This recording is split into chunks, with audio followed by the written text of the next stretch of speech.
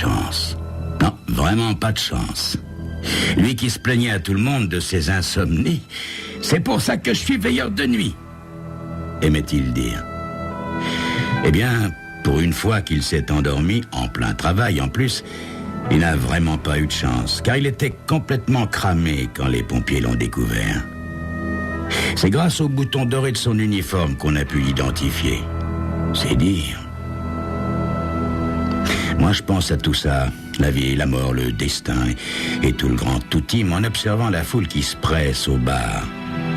Des employés de la compagnie, des comptables, des secrétaires, des vendeurs, enfin, tous ceux qui sont venus travailler sans avoir entendu les informations ce matin, parce que s'ils avaient allumé la radio, ils seraient restés chez eux. À 3h du matin, tout était fini. L'aile administrative avait brûlé de haut en bas, avec les registres. Je peux pas m'empêcher de sourire en me rappelant la voix d'Epler, le gestionnaire en chef, quand il m'a téléphoné pour examiner ensemble l'état de certains comptes. Grâce à l'incendie, Epler n'aura plus rien à découvrir. Et grâce au pauvre Mike, l'incendie lui-même s'explique tout seul. Selon la thèse officielle, Mike a commis une imprudence fatale en vidant sa pipe dans une corbeille. Tout est bien qui finit bien. Même si c'est vraiment triste pour ce pauvre Mike. Enfin, c'est la vie. Je regarde mon verre. Le whisky tiède a une drôle de saveur si tôt le matin. L'impression d'ingurgiter un baba au rhum où aurait macéré des guêpes. J'aurais préféré rentrer directement chez moi, mais quelqu'un m'a pris le bras au moment où je quittais la compagnie et force m'a été de me joindre au petit groupe qui traversait la rue en direction du bar. En plus de tout ça, j'ai été obligé de partager, bien entendu, la consternation générale. Tu parles si je m'en tape. Non, dire que l'incendie m'indiffère n'est pas vrai pour autant, vu qu'il me réjouirait plutôt. La cohue diminue, chacun commence à rentrer chez soi pour des vacances impromptues. Il est temps de vider ce fichu verre de whisky et de regagner mes pénates, moi aussi. C'est alors que je vois Charles Hobson venir dans ma direction.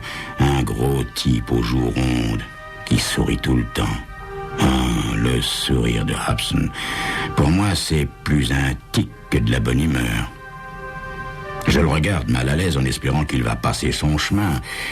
Il m'exaspère, ce type. Trop empressé, trop jovial, même pour un adjoint à la direction des ventes. Il s'arrête pile à ma table et me force à lui rendre son sourire. Le bougre. Une vraie veillée funèbre, hein, Jim? Le pire, c'est que personne ne sait s'il doit rire ou pleurer. Oui, mais enfin, ça fait quand même un sacré choc que je lui réponds comme ça. Moi, je vois plutôt ça comme des vacances inespérées, Jim. Oui, Charles, ça peut se concevoir, dis-je en me massant la nuque. À mon avis, Jim, cet incendie est une chance pour vous. Comment ça, une chance pour moi, Charles? Ben oui, pas de vérification des livres, vu que c'est la comptabilité qui a brûlé. Ça vous épargne du travail. Je me trompe, Jim? Je parviens à grimacer un sourire. Oui, évidemment, dans un sens, oui. Mais c'est curieux, Charles. J'y avais pas pensé. Mais il faut regarder le bon côté des choses, Jim. Il y a toujours une compensation. Puis, il désigne du menton les dernières personnes agglutinées au bar. Le drame, voyez-vous, Jim, avec presque tout cela, c'est qu'ils se retrouvent en vacances et qu'ils se demandent à quoi ils vont passer leur temps. C'est terrible, ça. Vous trouvez pas? Oui. Et vous, Charles? Qu'est-ce que vous allez faire? Moi, j'ai déjà commencé ces sacrées vacances, mon cher Jim. La preuve, je viens de téléphoner à ma femme. Elle passera me prendre dans quelques minutes et nous irons en ville voir des voitures neuves. Peut-être même bien qu'on va en acheter une. Attention, Charles. Il se peut qu'il y ait des licenciements après l'incendie. Vous ne devriez pas vous démunir. Soudain, son regard s'allume et, me semble-t-il, devient moqueur. Ok. aucune importance, Jim. Je vais avoir des rentrées d'argent sous peu. Un joli paquet. Ah, magnifique, Charles. Magnifique, dis-je en me levant. Bon, maintenant, si vous voulez bien m'excuser... Allons donc, Jim. Permettez-moi de vous offrir un verre. Non, Charles, merci. Mais si. Quoi, vous êtes pressé? Voyons, Jim, rappelez-vous, nous sommes en vacances. L'école a brûlé. Ah, qu'est-ce que vous voulez boire, Jim? J'hésite. Entamer une discussion est inutile, d'autant que ce raseur doit partir bientôt. Alors je me rassieds avec un haussement d'épaule. Un whisky à l'eau, sans glace. Oui, c'est vrai, je me souviens de cette fois où vous êtes venu à la maison. Du whisky tiède, quelle habitude de sauvage. Moi, je ne saurais boire un whisky sans glace. Il commande donc un whisky à l'eau et un whisky avec de la glace. La serveuse apporte la commande et nous gardons le silence un moment.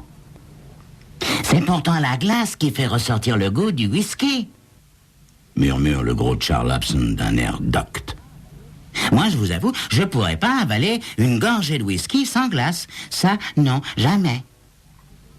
Il prend son verre et fait teinter les glaçons. À la vôtre, Jim, et à votre veine extraordinaire. Quoi? Ma veine, Charles? Ben oui. La nuit dernière, Jim, vous m'avez tout l'air de l'avoir échappé belle.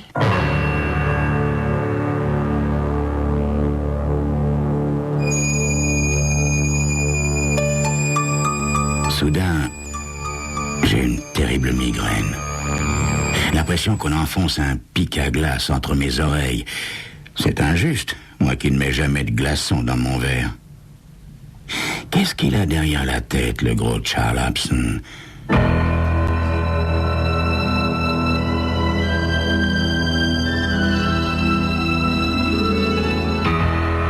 L'aile administrative de la compagnie qui m'emploie a été ravagée par un incendie la nuit dernière, faisant une victime, Mike, le gardien de nuit. On soupçonne d'ailleurs le pauvre Mike d'être l'auteur involontaire de l'incendie, en vidant imprudemment sa pipe dans une corbeille à papier. Dommage pour le vieux Mike, mais tant mieux pour moi, car le sinistre a détruit certains livres de contes qui m'auraient causé pas mal d'ennuis, si vous voyez ce que je veux dire.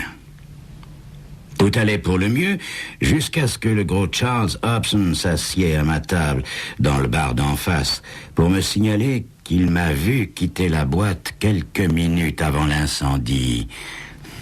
Bizarre, non?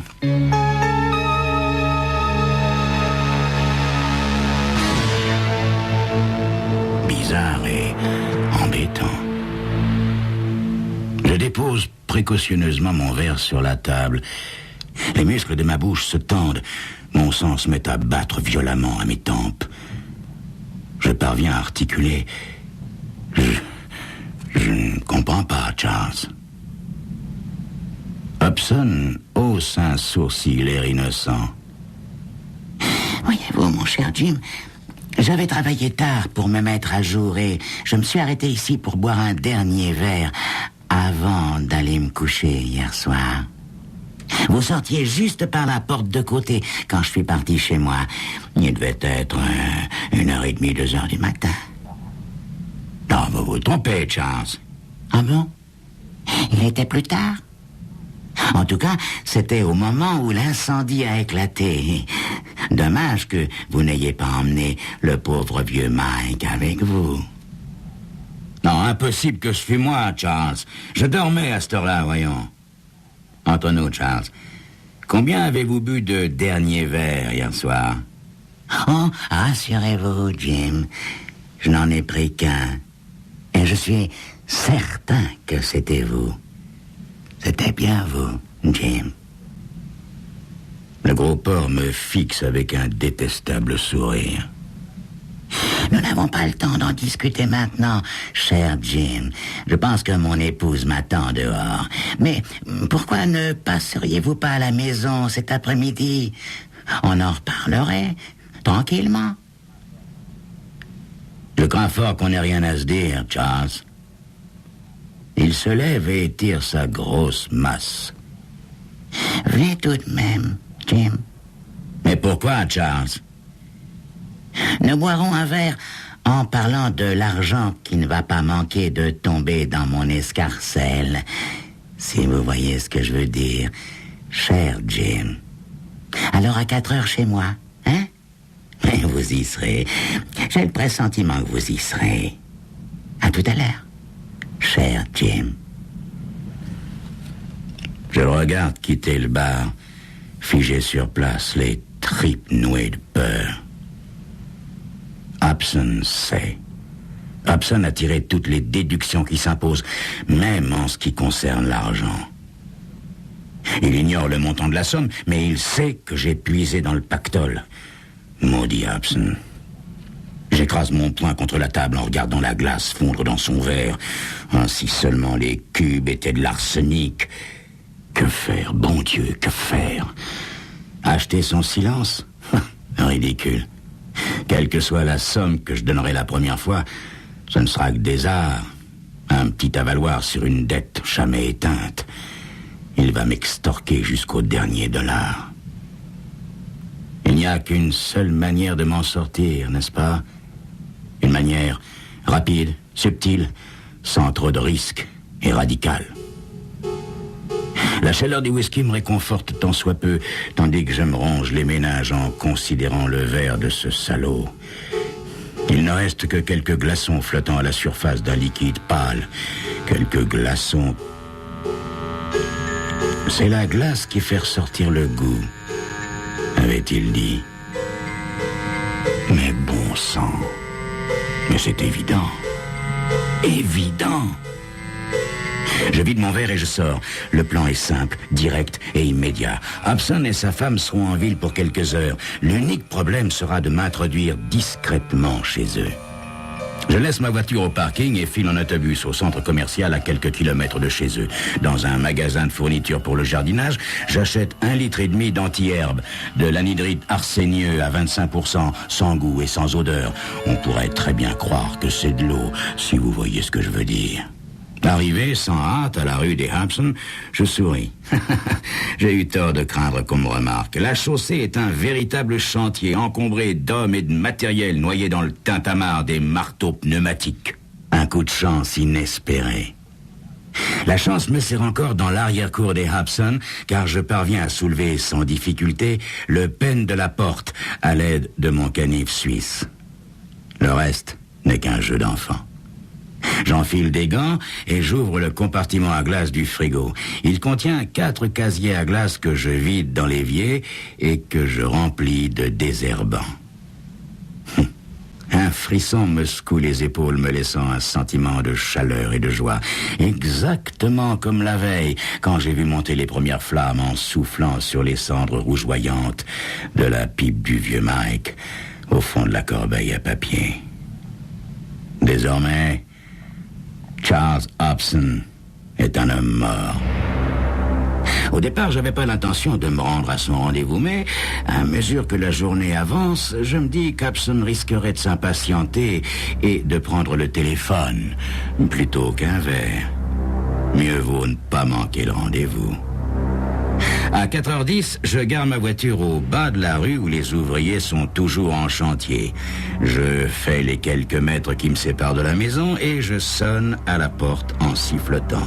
« Oh, Jim !» s'exclame Madame Hobson. « Entrez donc !» Elle me prend la main et m'entraîne à l'intérieur. « Quel plaisir de vous voir, cher Jim. Asseyez-vous. Charlie est en haut. C'est atroce, n'est-ce pas ?» Pardon, qu'est-ce qui est atroce? Cet incendie. Mais non, parlons plus. Puis-je vous offrir un verre? Oui, volontiers, Madame Hobson.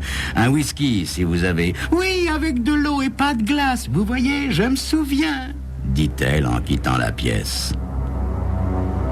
La masse d'Hobson apparaît sur le seuil du salon. Comme d'habitude, il sourit. Chérie, apporte-moi un verre, tu veux? Vous me semblez de meilleure humeur que ce matin, mon cher Jim. Oui, Charles, je me suis dit que vous aviez raison. Nous voici en vacances. Sur ces entrefaites, Madame Hobson nous apporte nos verres. J'ai raison sur un certain nombre de points, cher Jim. En conviendrez-vous? Ne serait-ce que en ce qui concerne la nuit dernière. Je lui souris et je bois une longue gorgée avec lenteur pour le pousser à faire de même. Dans quelques minutes, tout sera fini. Effectivement, vous n'avez pas tort pour la nuit dernière, Charles. Excellent, votre whisky. Mais qu'est-ce qu'il attend pour boire aussi, ce gros porc? Oui, excellent. C'est du 12 ans d'âge, dit-il en faisant teinter les glaçons.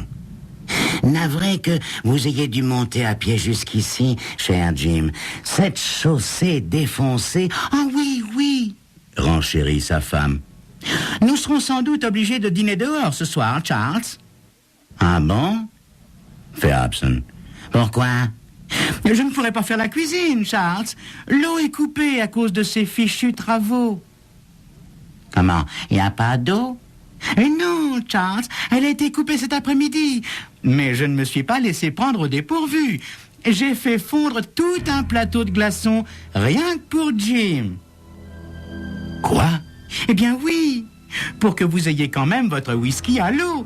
C'est ainsi que vous l'aimez, n'est-ce pas, cher Jim? Oh non! Oh non! Mais qu'est-ce qui se passe, Jim? Mais qu'est-ce qui ne va pas? Jim! Jim! Jim! Que voulez-vous que je réponde à cette voix de plus en plus lointaine, à ce gros type de plus en plus flou? Que voulez-vous que je réponde? À votre santé, Charles.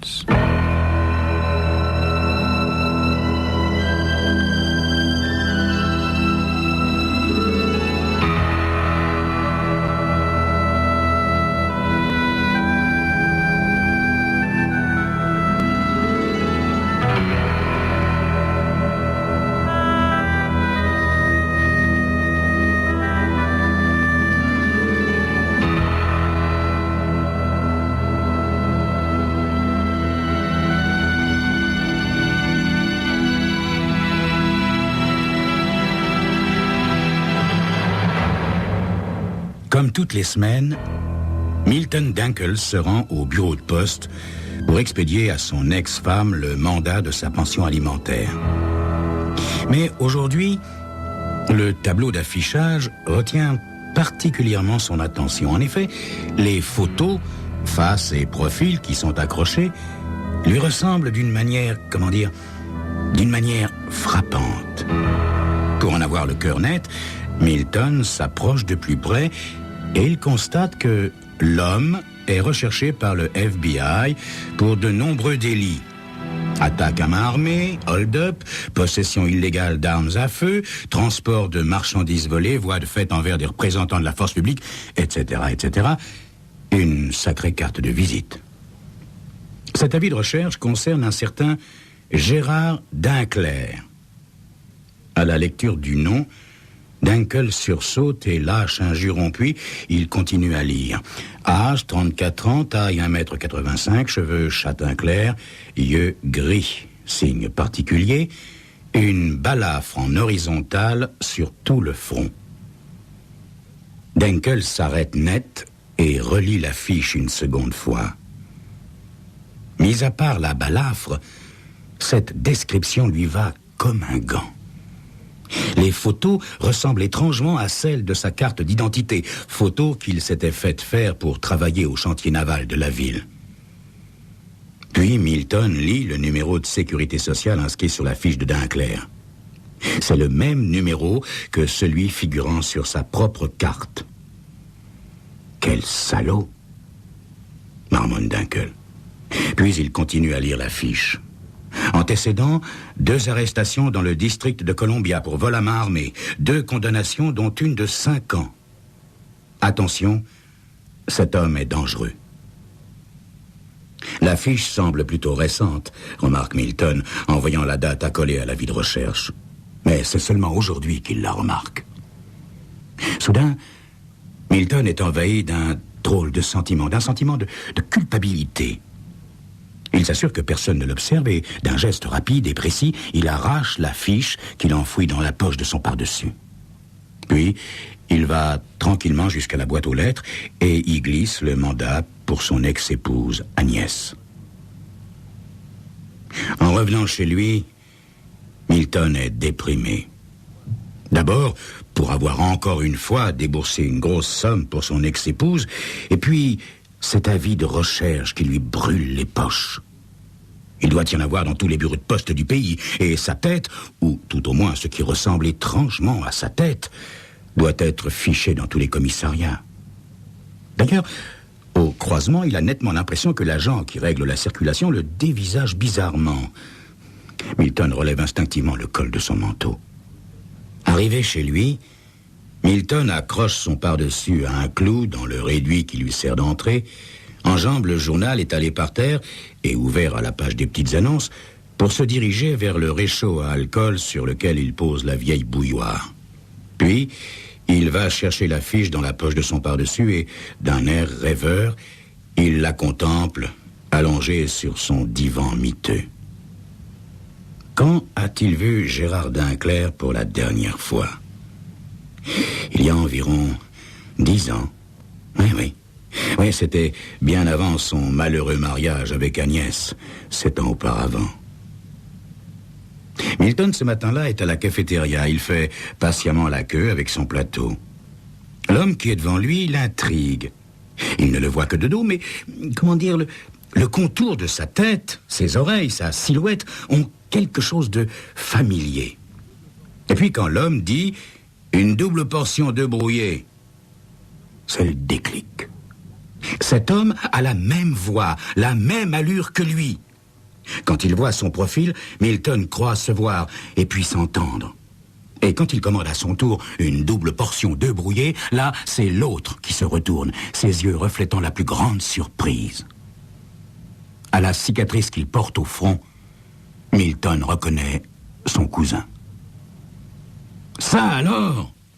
dit Gérard. « Ce bon vieux cousin Milton. » « C'est bien toi, Gérard ? » ?»« Eh, en chair et en os. » »« Tu habites le quartier ? » ?»« Non, je fais que passer. Je suis dans les transports routiers, alors tu comprends. Je vais, je viens. » Oui.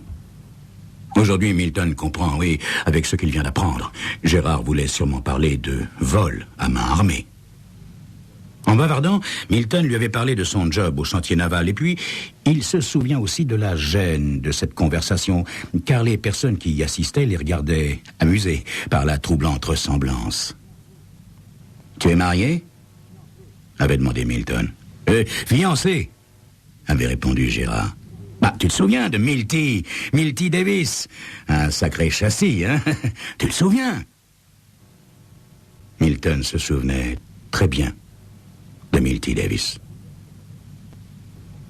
La bouilloire se met à siffler. Milton va préparer son thé. Milty Davis était un sacré beau brin de fille de 16 ans. Quel âge peut-elle bien avoir aujourd'hui? 31? 32? Si elle est encore en vie, bien sûr. Mariée ou divorcée de ce... La sonnerie du téléphone interrompt sa rêverie. Milton regarde sa montre. 16h23. Qui peut bien l'appeler à cette heure-ci? N'a pas envie de répondre. Néanmoins, à la 7e sonnerie, Milton décroche. « Monsieur Milton Dackel ?» demande la voix d'une standardiste. « Oui, c'est moi. »« J'ai un appel pour vous en PCV, de Portland, dans le Maine. L'acceptez-vous ?»« De Portland ?»« Non, surtout pas. Veuillez ne pas quitter, monsieur. » La voix de la préposée se fait un court instant lointaine, puis revient lui parler. « Votre correspondant annule le PCV, je vous passe la communication. »« Espèce de sale radin !» lance une voix nasillarde qui ne peut être que celle d'Agnès. « Dis-moi, Agnès, il n'y a rien dans notre convention de divorce qui stipule que je sois obligé de payer pour écouter tes sornettes. Je paye, au contraire, pour ne plus avoir à entendre le son de ta voix. Et n'oublie pas que c'est toi qui payes. Alors dépêche-toi de me dire ce que tu veux. »« Mon mandat. »« Ton mandat, il est parti ce matin. » Ah bon? Tu m'envoies combien? 25. Quoi? Tu te fiches de moi, Milton? Qu'est-ce que je peux faire avec ça? Écoute-moi, Agnès, écoute-moi bien. Je suis sans travail depuis 4 mois. Mais en quoi? Tu touches des allocations de chômage, non? Non, plus maintenant. Maintenant, je fais autre chose. Des hold-up, par exemple. Ah, très drôle, Agnès. Non, c'est pas drôle. Tu sais ce que j'ai vu à la poste l'autre jour? J'en croyais pas mes yeux. Une photo de toi, accompagnée d'un avis de recherche. Dommage que, finalement, c'était pas toi, puisqu'il s'appelle Gérard, et qu'il a une cicatrice sur le front. Mais je suis sûr que ce salopard est un parent à toi. C'est tout ce que t'avais à me dire, Agnès? Ouais, c'est tout. Alors, salut. Et il raccroche. En allant à son travail ce soir-là, oui, car en fait, il a trouvé un job au motel Dollars, mais il a préféré ne pas en parler à Agnès. Milton, donc, en allant à son travail ce soir-là, ne peut s'empêcher de penser à son cousin Gérard, à tous ses week-ends et à ses vacances à Queensport chez ses grands-parents. Gérard lui a toujours été antipathique. Il était arrogant et vaniteux, alors que Milton, lui, était timide et maladroit. Gérard était le préféré de tout le monde. Avant qu'il ne vienne à Queensport, Milton considérait Milty Davis comme sa petite amie. Gérard, en arrivant, en avait décidé tout autrement. Les deux garçons s'étaient battus dans la grange pour les beaux yeux de Milty Davis. Gérard tenait une faucille et menaçait Milton de lui trancher les mains quand ce dernier vit un manche de bois qui dépassait d'une brouette. En geste de défense, Milton se servit de cette arme et il blessa Gérard au front. Milton pense à toute cette période de sa vie quand il pénètre dans le hall du motel Dollars. Edna, la comptable, est assise au bureau de réception. « Oui, Charlie ?» demande Milton. À la cafétéria, répond-elle sèchement. Ah, Monsieur Magruder veut vous voir immédiatement. Il vous attend dans son bureau. Ah bon? Vous savez pourquoi? Demande Milton. Non, non, dit-elle. Milton la dévisage d'un air inquisiteur. Il se tourne et prend la direction du bureau directorial. Magruder a-t-il vu l'avis de recherche placardé à la poste? Bien sûr, c'est possible et même plus que probable. N'importe qui, même Agnès, l'avait bien remarqué.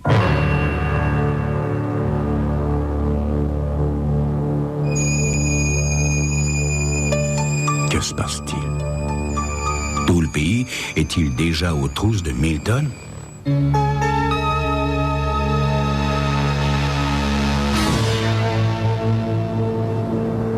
Milton frappe discrètement à la porte. Une voix bourrue lui ordonne d'entrer. Vous voulez me voir, monsieur Magruder? Oui, monsieur Dunkel, pour vous signifier votre congé. Voilà, dit le gros homme, avançant vers Milton une mince enveloppe. Tout y est. Évidemment, pas d'indemnité, pas de préavis, n'est-ce pas? D'ailleurs, vous savez très bien pourquoi. Voilà. Et maintenant, fichez-moi le camp et que je ne vous vois plus. Mais, monsieur, dit Milton, enfin, je ne vois pas, je ne comprends pas. Je ne vous demande pas de comprendre. Je vous prie de ficher le camp d'ici au plus vite. Milton prend l'enveloppe et sort du bureau, groggy.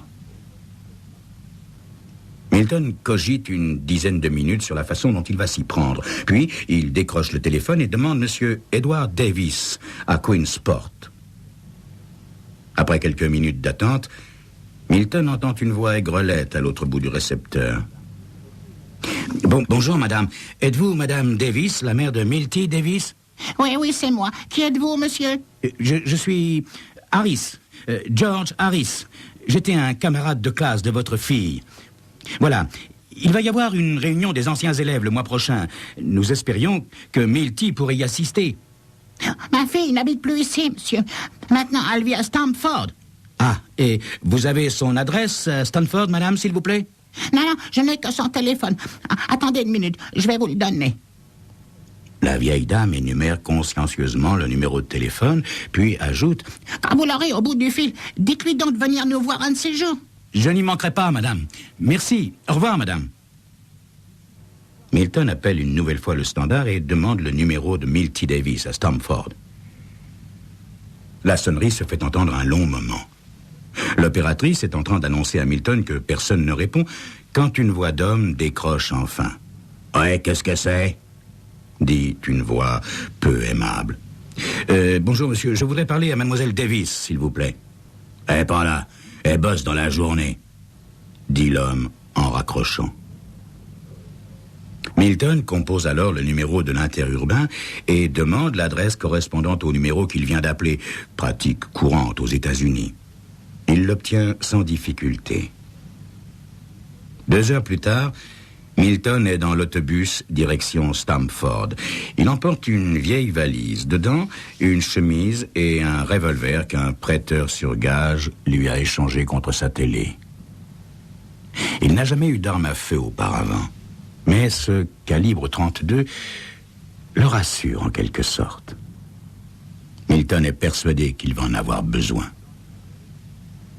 Pendant le trajet, Milton se sent de plus en plus léger. Il se dit qu'enfin, il va se libérer de cet énorme fardeau qui l'empêche de vivre depuis trop longtemps. À travers la vitre, il admire les paysages enneigés, le cœur gonflé d'espoir. Quand il aura réglé cette affaire, tout ira bien. En posant le pied sur le sol de Stamford, Milton se sent parfaitement bien. Il prend un taxi et se fait conduire chez Milty Davis. Un quartier pauvre, une maison en bois délabrée au milieu d'autres maisons en bois délabrées. La façade est peinte en jaune canari.